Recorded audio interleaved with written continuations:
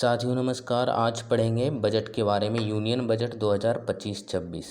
यदि वीडियो का जो इमेज है वो छोटा दिख रहा है तो यहाँ पर नीचे में स्क्वाड टाइप का बना होगा, उसको टाइप कीजिए जिससे ये बड़ा हो जाए। तो बजट क्या होता है? किसी देश के द्वारा एक निश्चित अवधि में जो उनकी प्राप्तियां हैं, पैसा आ रहा है जो, वो कहाँ कहाँ खर्च करना, वो प्लान करना ही बजट होता है। जैसे एक फैमिली है, वो भी अपने जो मंथली इनकम है उसको कहाँ कहाँ खर्च करना है, कहाँ से कितना पैसा जनरेट होता है, कितना खर्च करना, कितना सेविंग करना है, तो वो तय करती है। वही एक फैमिली बजट हो गया। उसी तरह एक कंट्री का बजट होता है। क्या हमारे संविधान में बजट शब्द का कहीं वर्णन है? बजट शब्द नहीं है।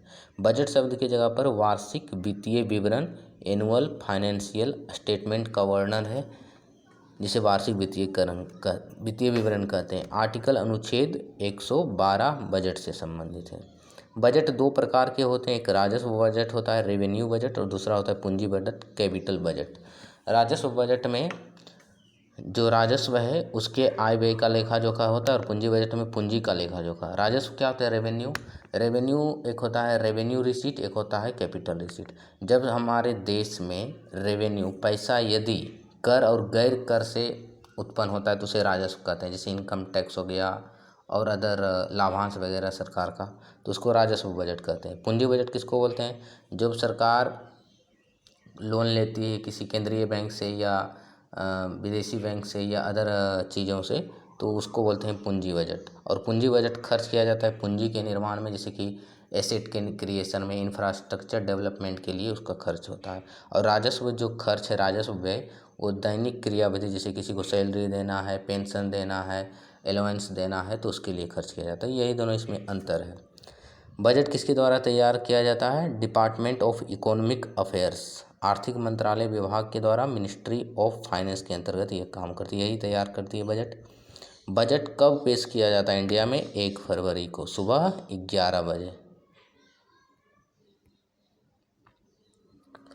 वित्त मंत्री के द्वारा प्रेजेंट किया जाता है विधेयक को, उसको आम चर्चा होती है दोनों सदन में, लोकसभा और राज्यसभा में, फिर विस्तार से चर्चा होती है और उससे संबंधित मंत्रालय उसको स्क्रूटनाइज करती है। फिर लोकसभा में वोटिंग होता है कि कितना किसको पैसा दिया जाएगा इन ग्रांट में। उसके बाद वोटिंग केवल लोकसभा में होता है। उसके बाद फाइनेंशियल बिल पारित हो जाता है। ऐतिहासिक पृष्ठभूमि की बात करें तो बजट सबसे पहले जेम्स विल्सन 1860 में पेश किए थे। यानी यदि पूछा जाए स्वतंत्रता के पहले कौन सा ब्रिटिश पेश किया था बजट, तो जेम्स विल्सन ने। और स्वतंत्रता के बाद जब अंतरिम सरकार बनी थी, इंटरिम गवर्नमेंट, तो उस समय लियाकत अली खां 1947-48 में बजट पेश किए थे। और स्वतंत्रता के बाद पूछेगा तो सबसे पहला व्यक्ति हैं आर.के. शनमुखन चेट्टी। आर.के. शनमुखन चेट्टी 26 नवंबर 1947 को। सर्वाधिक बार यदि पूछा जाए तो मोरारजी देसाई 10 बार, और सर्वाधिक लगातार बार तो निर्मला सीतारमन 8 बार लगातार पेश की है। तो ये कुछ था बजट का हिस्टोरिकल बैकग्राउंड। इस बार का बजट का थीम क्या है? वेरी वेरी इंपॉर्टेंट, पूछा जा सकता है पीटी में। बजट 2025-26 का थीम है सबका साथ दे देगा, ऑप्शन में सबका विकास दे देगा, सबका साथ सबका विकास दोनों दे देगा। तो क्या होगा आंसर? सबका विकास ही। सबका विकास ही बजट का थीम है 2025-26 का। घाटा डेफिसिट क्या होता है? जैसे हमारे पास इनकम है 1 रुपया और खर्च हो रहा है 1.5 रुपीज़, तो इसमें 0.5 रुपीज़ घाटा में चल रहे हैं, तो ये कहाँ से पूर्ति करेंगे? ऋण लेना पड़ेगा, तो वही होता है घाटा। राजकोषीय घाटा क्या है? फिस्कल डेफिसिट मतलब होता है देश का कुल व्यय में से कुल आय यदि घटा देंगे तो जो अंतर बचेगा तो वो राजकोषीय घाटा। यानी कि किसी देश में राजकोषीय घाटा अधिक रहने का मतलब है कि उस पर अधिक दबाव पड़ रहा है, उसकी इकोनॉमी पर लोन अधिक ले रही है सरकार। तो फिस्कल डेफिसिट राजकोषीय घाटा क्या है? 4.4%। ये क्या है? जीडीपी का 4.4% है। ये नंबर वेरी वेरी इंपॉर्टेंट है, पीटी में डायरेक्टली पूछा जाता है। ये इसको स्किप कर सकते हैं, लेकिन ये परसेंटेज वाला 4.4% इसको याद रखना है। राजस्व घाटा रेवेन्यू डेफिसिट क्या है? राजस्व घाटा राजस्व व्यय का राजस्व प्राप्ति से अधिक होने को दर्शाता है।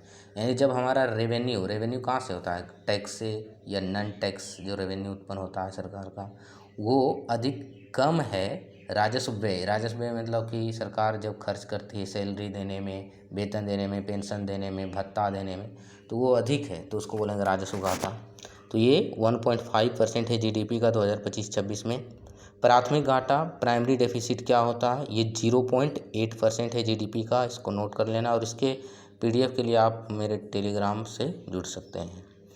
प्राथमिक घाटा क्या होता है, प्राइमरी डेफिसिट, इसमें बेसिकली जो फिजिकल डेफिसिट है राजकोषीय घाटा, उसमें ब्याज कितना दे रही है सरकार, ब्याज में खर्च कितना कर रही है, इंटरेस्ट पेमेंट, उसको घटाकर जो बचता है रकम, वही प्राइमरी डेफिसिट होता है। PD equal to F D minus I P, यानी फिजिकल डेफिसिट में इंटरेस्ट पेमेंट घटा देंगे। प्रभावी राजस्व घाटा, इसमें रेवेन्यू डेफिसिट में घटा दिया जाता है grant in aid for creation of asset जो दिया जाता है, उसको घटा देते हैं, जो रकम बचता है वो इफेक्टिव रेवेन्यू डेफिसिट है। ये कितना है, 0.3%। ये जो जितना भी डेटा है इसको याद रखना इम्पोर्टेंट है। 2025-26 में प्राप्तियां यानी रिसीट कहाँ से प्राप्त होगा, टोटल बजट का आकार है 50.65 लाख करोड़, 50.65 लाख करोड़, ये भी याद रखना है। कुल प्राप्तियां हैं, कुल प्राप्तियों में से राजस्व प्राप्ति कितना है, 34.20 यानी 34.20 लाख करोड़, ये है राजस्व प्राप्तियाँ। पूंजीगत प्राप्ति, राजस्व प्राप्तियाँ मतलब कि जो टैक्स से मिलता है पैसा और नन टैक्स से, और इसको खर्च भी किया जाता है राजस्व व्यय जिसको बोलते हैं, सैलरी देने में, पेंशन देने में और एलोवेंस देने में। और पूंजीगत प्राप्ति कैपिटल रिसीट कितना है, 6.44 लाख करोड़, जो कि ऋण लेने से जो उत्पन्न होता है बेसिकली, और इसको बोलते हैं कैपिटल रिसीट, लोन वगैरह लेने से। और व्यय खर्च में राजस्व खर्च कितना है, रेवेन्यू एक्सपेंडिचर 39.44 लाख करोड़। और पूंजीगत खर्च जिसे कैपेक्स भी कहते हैं, कैपेक्स मतलब कि कैपिटल एक्सपेंडिचर में सरकार या देश एसेट क्रिएशन में उसको खर्च करती है, जैसे रोड बनाना है, कुछ और भी बनाना है, डेवलपमेंट करनी है, तो उसमें खर्च, इसे कैपेक्स भी बोलते हैं, 11.2 लाख करोड़। अगला है व्यय में सबसे अधिक खर्च कहाँ किया जाएगा, डिफेंस में, रक्षा मंत्रालय में, उसके बाद रूरल डेवलपमेंट में सेकेंड स्थान है, और तीसरा होम अफेयर्स गृह मंत्रालय। तो ये तीनों कम से कम याद रखना है, ये पूछा जाता है आरोही क्रम में बजट का व्यय कहाँ है। पैसा कहाँ से आता है, बोरोइंग एंड अदर लाइबिलिटी से 24% आएगा, यानी उधारी से और अदर देनदारियों से। इनकम टैक्स से 22% सेकेंड है, और जीएसटी और अदर टैक्स से 18%। तो सबसे अधिक पैसा बोरोइंग एंड अदर लाइबिलिटी से आ रहा है। पैसा कहाँ जाएगा 2025-26 में, state share of tax and duties में 22% जाएगा सर्वाधिक। उसके बाद इंटरेस्ट पेमेंट जो ब्याज अदायगी है उसको करने में 20%। वेरी वेरी इंपॉर्टेंट है, बजट 2025-26 में कितने इंजन हैं, ये भी पूछा जा सकता है। तो 4 इंजन है टोटल। पहला इंजन क्या है, ये क्रम से याद रखना इंपॉर्टेंट है, कृषि है, दूसरा एमएसएमई है, तीसरा निवेश, चौथा निर्यात।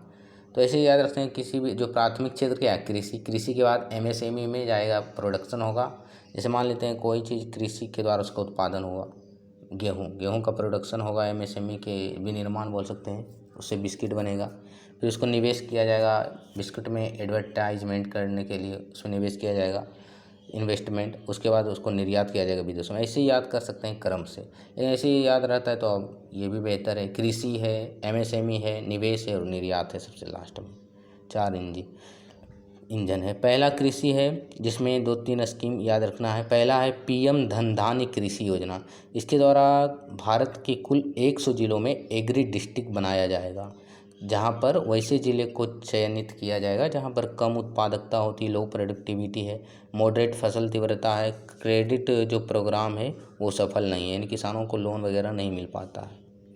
अगला है दालों में आत्मनिर्भरता प्राप्त किया जाएगा। कौन कौन से दाल इम्पोर्टेंट है, तो इसका निमोनिक्स बना सकते हैं TUM, T से तूर, U से उड़द, M से मसूर। तो 3 दाल इसमें शामिल किया गया है।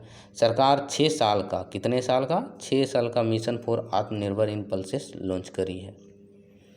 बिहार में मखाना बोर्ड बनाया जाएगा। मखाना का उत्पादन सबसे अधिक भारत में होता है 80%, और उस 80% में केवल बिहार 80 to 90% उत्पादन करता है। सर्वाधिक मधुबनी जिला है, मधुबनी, दरभंगा, मिथिला रीजन। राष्ट्रीय मखाना बोर्ड कहाँ है, दरभंगा में। मत्स्यन यानी फिशरीज की बात करें तो भारत का मत्स्यन में एक्वा कल्चर में सेकेंड स्थान है चाइना के बाद, ये पीटी फैक्ट है। सरकार Indian exclusive economic zone and high sea Andaman और निकोबार और लक्षद्वीप में करेगी ताकि फिशरीज को बढ़ाया जा सके। मिशन फॉर कॉटन प्रोडक्टिविटी बढ़ाने के लिए 5 साल का मिशन लॉन्च किया गया, ये भी ध्यान में रखना है। क्रेडिट बढ़ाया जाएगा केसीसी के थ्रू, किसान क्रेडिट कार्ड के थ्रू 3 लाख से बढ़ाकर 5 लाख कर दिया गया है। असम के नामरूप में यूरिया प्लांट बनाया जाएगा, असम के नामरूप में।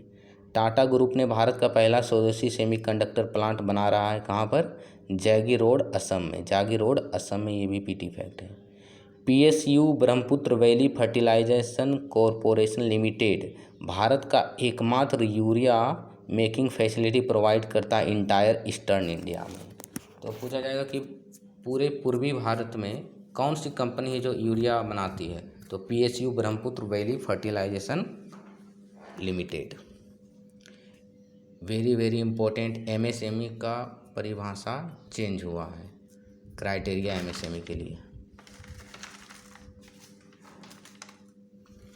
तो पहले था इन्वेस्टमेंट, यानी कि वैसा इंटरप्राइजेज जो 1 करोड़ इन्वेस्टमेंट करेगी 1 साल में, तो उसे हम कह देते थे कि वो एमएसएमई के अंदर माइक्रो इंटरप्राइज। लेकिन अब क्या हो गया, इसको जो इन्वेस्टमेंट उसको 2.5 गुना बढ़ा दिया गया है और टर्नओवर जो वार्षिक प्राप्ति होती है उसको 2 गुना बढ़ा दिया गया है। पहले था कि 1 करोड़ इन्वेस्टमेंट है और 5 करोड़ टर्नओवर है एनुअली, तो उसे माइक्रो इंटरप्राइजेज कहेंगे। लेकिन अब इन्वेस्टमेंट 2.5 करोड़ होना चाहिए और टर्नओवर 2 गुना, 5 से 10, उसको बोलेंगे माइक्रो। दूसरा है स्मॉल इंटरप्राइजेज, पहले कहते थे 10 करोड़ जो इन्वेस्ट करती थी और टर्नओवर 50 होता था। अब हो जाएगा इन्वेस्टमेंट 25 करोड़ जो करेगी और जिसका टर्नओवर 100 होगा, तो ये ध्यान में रखना है। उसको मीडियम इंटरप्राइजेज किसी को बोलेंगे। इन्वेस्टमेंट 50 करोड़ पहले था, लेकिन अब हो गया 125 और टर्नओवर 250 करोड़ से बढ़ाकर 500 करोड़ किया गया। 5 लाख वुमेन और SC/ST ट्राइब को जो पहली बार स्टार्टअप स्टार्ट कर रहे हैं उनको लोन वगैरह दिया जाएगा। टर्म लोन 2 करोड़ 5 साल में। खिलौना उद्योग को बढ़ावा दिया जाएगा, क्योंकि इंडिया में चाइना से बहुत सारा खिलौना आता है, तो ग्लोबल हब बनाए जाने का प्रयास किया जाएगा जो इको फ्रेंडली भी हो। सरकार national institute of food technology entrepreneurship and management Bihar में खोलेगी। थर्ड इंजन क्या है? दूसरा इंजन एमएसएमई था, तीसरा है निवेश। सक्षम आंगनवाड़ी और पोषण 2.0, इसके द्वारा बच्चों को, महिलाओं को, लैक्टेटिक मदर को न्यूट्रिशनल सपोर्ट प्रोवाइड किया जाएगा। More than 8 crore children. ये इम्पोर्टेंट है। अटल टिंकरिंग लैब्स, तो टोटल 50,000 अटल टिंकरिंग लैब्स खोला जाएगा। कहाँ पर? गवर्नमेंट स्कूलों में 5 साल में। तो ये डेटा 50,000 याद रखना है। ब्रॉडबैंड कनेक्टिविटी के through all government secondary school को, ऑल गवर्नमेंट सेकेंडरी स्कूल और प्राइमरी हेल्थ केयर को वहाँ पर मतलब कि नेट वगैरह प्रोवाइड किया जाएगा। भारतीय भाषा पुस्तक स्कीम शिक्षा मंत्रालय के द्वारा लॉन्च किया गया। इसके द्वारा digital form of Indian language books, जितने भी किताबें हैं उसका डिजिटल फॉर्म में भारतीय भाषा में उपलब्ध कराया जाएगा। Day care cancer in all district hospital, 200 centre open किया जाएगा इन 2025-26 1 साल में। हालांकि ये लक्ष्य है कि ऑल डिस्ट्रिक्ट में, लेकिन 1 साल में 200 centre day care cancer centre खोला जाएगा। पीएम स्वनिधि, स्वनिधि किससे, ये डायरेक्टली पूछा जा सकता है। पीएम स्वनिधि किससे संबंधित? तो स्ट्रीट वेंडर से संबंधित। इसका पूरा रूप ही होता है स्ट्रीट वेंडर आत्मनिर्भर निधि। इसके द्वारा जो स्ट्रीट वेंडर होते हैं उसके लिए 68 लाख स्ट्रीट वेंडर इसको लाभ होगा। लोन वगैरह उन्हें आसानी से दिया जाएगा, यूपीआई लिंक आसानी से करवाया जाएगा। जल जीवन मिशन 2019 में शुरू हुआ था, 100% अचीव किया जाएगा 2028 तक, ये लक्ष्य रखा गया है। न्यूक्लियर एनर्जी मिशन फॉर विकसित Bharat, at least 1000 gigawatt 100 gigawatt of nuclear energy 2047 तक। तो भारत का लक्ष्य है कि 2047 तक कितना गीगावाट न्यूक्लियर एनर्जी बनाना? तो 100 गीगावाट। एटलीस्ट मतलब कम से कम 5 स्वदेशी SMR स्मॉल मॉड्यूलर रिएक्टर बनाना, ऑपरेशनलाइज करना 2033 तक। Western Kosi canal project in Mithilanchal में वेस्टर्न कोसी कैनाल प्रोजेक्ट को स्वीकृति मिली है। पिछला बजट में था कोसी मेची लिंक नदी जोड़ो परियोजना, तो मेची पूछा जा सकता है किसकी सहायक नदी है? तो महानंदा की सहायक नदी है। पीएम स्वामी फंड 2 है, 2025 में ये स्टार्ट हुआ। स्वामी मतलब special window for affordable and mid income housing, यानी कि जिनका इनकम मध्य है, मध्य इनकम फैमिली, उनको घर बनाने के लिए आसानी से लोन वगैरह प्रोवाइड किया जाएगा। Gene bank for crop germplasm, Bharat का पहला gene bank. PT fact, Bharat का पहला जीन बैंक 1996 में डेवलप किया गया था ICAR NB PGR के through, Indian council for agricultural research, national bureau of plant genetics resource के द्वारा, न्यू दिल्ली इसका है headquarter. Second gene bank establish किया जाएगा 10 लाख जर्म प्लांट्स के साथ। ज्ञान Bharatam mission survey document and conserve over 1 crore manuscript, जितने भी पांडुलिपि हैं लगभग 1 करोड़, उनको कंजर्व करना, सर्वे करना और उसका जो अलग अलग अनुवाद करना, ये इसका उद्देश्य है। निर्यात है चौथा इंजन। भारत ट्रेड नेट, ए डिजिटल पब्लिक इंफ्रास्ट्रक्चर, ये है मतलब कि जो निर्यात वगैरह होता है उसको एक डिजिटल प्लेटफॉर्म प्रोवाइड करना, यूनिफाइड प्लेटफॉर्म है, डॉक्यूमेंटेशन करना, फाइनेंशियल सॉल्यूशन करना। FDI लिमिट बढ़ाकर 74% से 100% किया जाएगा, ये भी पीटी में पूछा जा सकता है। बजट 2025-26 में कितने पिलर हैं? 6 पिलर हैं। कौन कौन, इसको याद रखने की आवश्यकता है।